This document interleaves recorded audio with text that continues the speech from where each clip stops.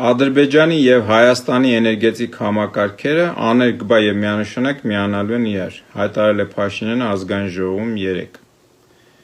Բացատրեմ, թե ինչ է տեղի ունենում, որն է սրա տնտեսական մասը, որն է քաղաքական ազդեցությունները և ինչ մեծ ընդհանուր գործողության մաս է այս ամենը։ Եվ այսպես 2025 թվականի օգոստոսին Հայաստանը ԱՄՆ-ի հետ ստորագրեց հուշագրեր։ Հուշագրերը ներառում են էներգետիկ ոլորտը, ներառում են նաև ատոմային էներգետիկան, հուշագրերը ներառում են նաև կիսահաղորդիչ կոչվածները, semiconductor-ն անգլերեն ասում, չիպերը, որ օրինակ Թայվանն է շատ հայտնի դրանով, դրանք ներառում են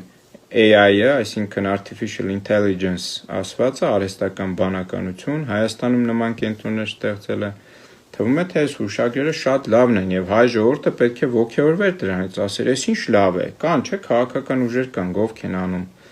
Ասում են շատ լավ է, ԱՄՆ-ը մեր տնտեսությունը կզարգացնի։ Եկեք ես ձեզ պատմեմ այն ամենը, ինչ ձեզ ոչ ոք չի ասում և դրանք ինչեր են ներառում և ինչ ռիսկեր։ Նախ էներգետիկ մասով։ Հայաստանը գիտենք, որ էներգետիկ մեծ կախվածություն ունի Ռուսաստանից։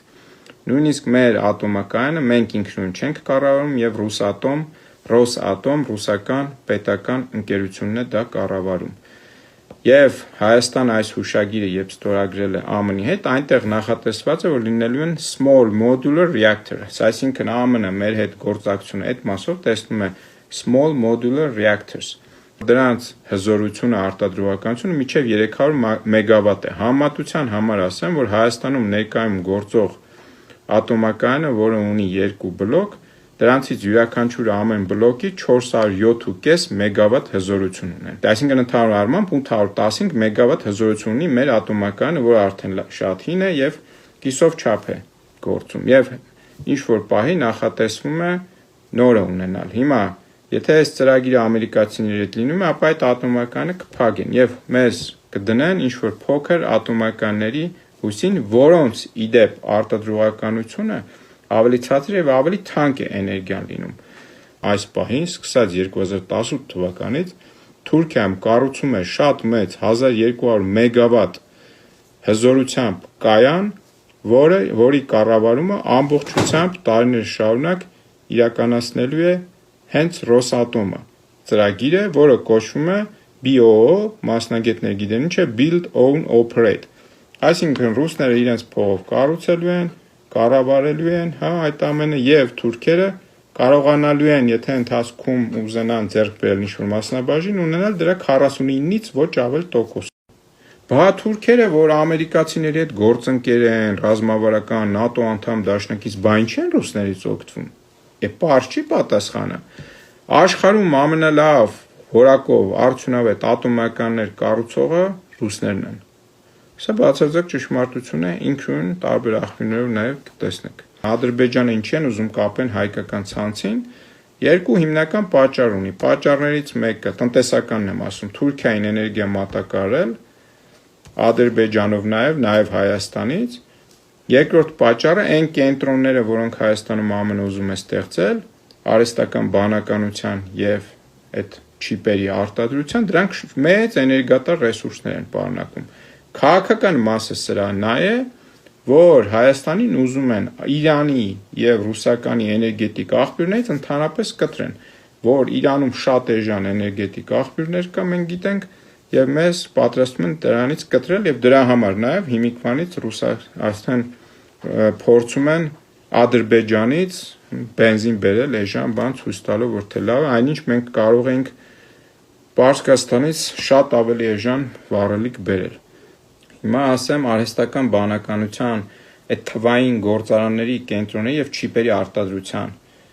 խնդիրները որոնք են։ Այո, դրանք որոշակի տնտեսական ակտիվություն կարող են բերել Հայաստանին, որոշակի աշխատուժ կարող է որոշակի գիտելիքներ ստանալ։ Բայց դրանք այնպիսի գործունեություն են, որ ինչ որ պահ, երբ որ դա Հայաստանից դուրս գա, այդ մարդիկ հետը գնալու են։ Ռուսաստանը ձեզ օրինակ, երբ սկսեց ռուս-ուկրաինական պատերազմը, բոլոր այդ IT եւ բարձր տեխնոլոգիայի մասնագետները, որ աշխատում են եվրոպական եւ ամերիկյան ընկերությունների հետ, կամ տեղակայվեցին Հայաստան կամ Վրաստան, կամ ընդհանրապես գնացին այլ երկրներ։ Միլիոնից ավել մարդ, շատ կարևոր ռեսուրս։ Հիմա այսինքն այդ օգուտը, որ ասում են Հայաստանին կտան, դա շատ հեղեղուկ է ժամանակավոր եւ քանի որ դրա գլխավոր նաեւ կառավարման կենտրոնները մնալու են ամերիկյան, այսինքն այդ գիտելիք ու կարողությունը մեզ չեն էլ տալու։ Մյուս մասը սրա, ինչու է Հայաստան ընտրել ԱՄՆ, հարց կտակ, Թայվանը կա եւ այլն, այո, ԱՄՆ փնտրում է երկրներ, որպեսզի դիվերսիֆիկացնի Թայվանի հույսին չմնա, հատկապես երբ Չինաստանը ուզում է վերցնել Թայվանը։ Այստեղ խնդիրը տեսեք ինչն է։ Բոլոր այն տեղերում, այն քաղաքներում, այն երկրներում, որտեղ կան artificial intelligence այդ գործարանները, մարդիկ բարբերաբար փողոցներն դուրս գալիս եւ բողոքի ցույց են անում։ Գիտեք ինչու։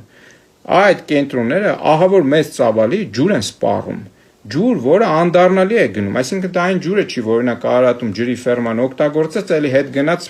միջավայր լցվեց, թեկուս կեղտոտ, բայց կգնա տարբեր շերտերով կանցնի, ինչ-որ պայն էլի մաքրված մենք կկարողանանք կորզել այդ ջուրը։ Ոչ, այդ ջուրը, այդ գործարանները մեծ, եւ այդ չիպերի գործարանն է շատ մեծ ծավալի ջուր օգտագործում լվացման գործընթացքը այդ արտադրության պրոցեսներում։ Եվ այդ artificial intelligence կենտրոնները, data կենտրոնները, որոնք այդ կառավարման կենտրոնները որ մշակում են տեղեկատվությունը, մեծ էներգիա են գեներացնում, շատ տաքանում են, ջերմանում են եւ դրանք սառեցվում են ջրի գոլորշիացման միջոցով, այսինքն ջուրը անդառնալի, երկինք է բարձրանում եւ այդ տարածք չի վերադառնալու։ Հայաստանը գիտենք, որ նաեւ այդ նույն արևմտյան աղբյուրների գնահատականներով անապատասխան գոտում է գտնվում։ Այսինքն չնայած մենք քաղցրամ ջրի մեծ պաշարներ ունենք, բայց քանի որ այնքան անբաշար ենք, չենք կարողացել նորմալ կառավարել, տվել ենք ֆրանսիացիներին, հիմա ինչ ասես անում են, մենք ձախողել ենք երկրում ստեղծելու ցանց, որ հավասարապես ջուրը կբաշխեր եւ նաեւ կզարգացնենք գյուղատնտեսություն։ Ինչ է ստացվում, որ այդ ջրի պաշարները անդառնալի սկսելու են պակասել երկրից, անդառնալի նշանակում է տասնյակ տարիներ դրանց չեն վերադառնալու։ Մենք գյուղատնտեսության անկում է լինելու։ Գյուղատնտեսության անկումը տեղից հիմա շարունակաբար, եթե նայեք հնա-կշռում վերջի 10 տարվա մեջ առնվազն գյուղատնտեսության բաժինը շարունակաբար փոքրանում է։ Ավելի է փոքրանում։ Սա իր հետևից բերելու է իր հետևից անապատասխան մեծացման, որ իր հետևից բերելու է հիվանդությունների շատացման, Հայաստանի գյուղատնտեսության անկման, ներկրվող կամ տեղի քիմիաներով արտադրվող ջերմոցներից գյուղատնտեսական մթերքի մեծացման, ինչը էլի կրկին իր հետևից բերելու է տարբեր հիվանդությունների եւ այս ամենը հայր ջան իր հետևից բերելու են անդառնալի հետևանքներ, կրկնում եմ, մեր շրջակա միջավայրին առանց էլ վատ վիճակում են, մեր առողջությանը, մեր սերունդներին։ Եվ սա է իրական հետաքրքրությունը ամենի այս տարածաշրջանում տեղակայելու մեր երկրում մասնավորապես տեղակայելու նման գործարաններ։ ԱՄՆ-ում եթե դուք տեսնեք, Տեխասում հիմա կա Google-ը ունի այդպիսի թվային մեծ կենտրոն, այնտեղ պարբերաբար խնդիրներ են առաջանում։ Առանց չափազանցության ԱՄՆ-ում միայն այս ուղղությամբ տասնյակ միլիարդ լիտր ջուր է անդառնալի կորում։ Հələ ԱՄՆ օվկիանոսներ ունի, ինչ-որ ձևով կարող է ինչ-որ բայ գործարաններ ստարկել, զտել այդ ջուրը, օգտագործելի դարձնել։ Մենք ջուր չունենք, մեր այդ անուշահամ ջուրն է։ Այդ էլ ձեռնեցս առան վերջ։ Մենք Արցախ անդառնալի կորցրեցինք, մարդիկ այլևս չեն կարողանա վերադառնալ երբեք այնտեղ, եթե այս գիծը շարունակվեց։ Եթե մարդիկ համաձայնվեցին, եթե դուք հայ ժողովուրդ համաձայնվեցիք այս ամենին, ինչ որ պահի ձեր պապերի հողը, հայրենիքը խլած, տները խլած, իրենց ընտանիքները սպանածների սերունդները գալու են ձեր երկրում, ձեր հավանությամբ տուն առնեն, դուք էլ իրենց հետ բարեկամական շփվելու եք։ Եթե սա է ձեր ուզածը, բոլորիս ուզածը սա է, ես միայնակ կամ եւս 10 մարդ սրա դեմ չենք կարող անել։ Այս ամենի համատեքստում օրը առաջ հրապարակվեց այդ Միջանցքի մասին թուղթը գործողությունների ծրագիրը Նախիջևան Ադրբեջանին կապող սրա մասին զրույցում եմ դարել, նայեք, երեք նախագահ ԱՄՆ-ի հայտարարում են, որ Ադրբեջանի հետ ռազմավարական գործընկերությունը զարգացնելու նաև ասում է, որ Ադրբեջանին տալիս են ռազմական տեխնիկան ավելի տեսքով, բրոնեժիլետի եւ այլն է գրում, չի ասում մնացածը ինչ է, եւ այն մարդիկ, որոնք ասում են, տեսեք, ռուսը մեր գործընկերն է Ադրբեջանի զենքա ծախում, հիմա Ամերիկան է մեր գործընկերը, էլի Ադրբեջանի զենքա ծախում է, սրա մասին էլի բան չեն ասի, դեռ չի տալիս երևի այդ քարոզչական գործիք են իրենք, դե որովհետեւ նման ասողները։ Հիմա տեսեք, այս ամենի ֆոնին, այս աղետալի վիճակների մեջ Հայաստանին աչ ու ձախից քաշ քշելով բոլորը ուզում են օգտագործած լինեն, բայց